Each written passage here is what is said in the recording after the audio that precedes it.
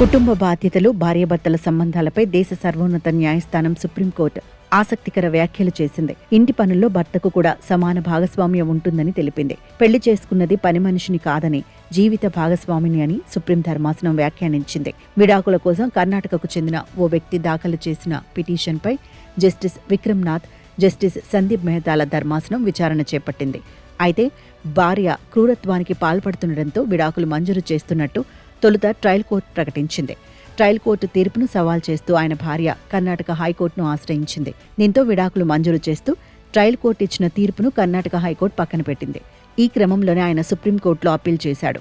భర్త తరపు న్యాయవాది వాదనలు వినిపిస్తూ ఆ జంటకు 2017 మే నెలలో వివాహం జరిగిందని, 2019 నుంచి విడివిడిగా ఉంటున్నారని చెప్పారు. పలువురు మధ్యవర్తిత్వం జరిపినా ఫలితం లేకపోయిందని గుర్తు చేశారు.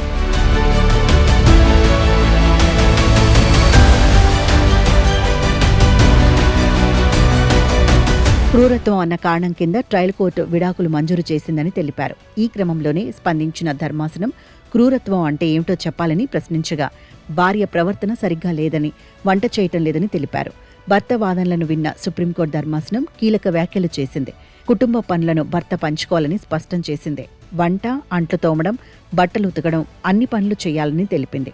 ప్రస్తుతం రోజులు మారాయని సుప్రీం ధర్మాసనం తెలిపింది. వివాహం చేసుకున్నది పని మనిషిని కాదని, జీవిత భాగస్వామినని పేర్కొంది.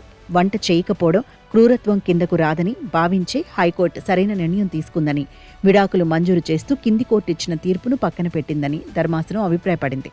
ఇద్దరూ ప్రభుత్వ పాఠశాలల్లో పనిచేస్తున్నారని చెప్పడంతో వారిని ప్రత్యక్షంగా కోర్టులో ప్రవేశపెట్టాలని సుప్రీంకోర్టు ధర్మాసనం ఆదేశించింది. వారితో తాము నేరుగా మాట్లాడతామని తెలిపింది. విచారణ ఏప్రిల్ 27వ తేదీకి వాయిదా పడింది.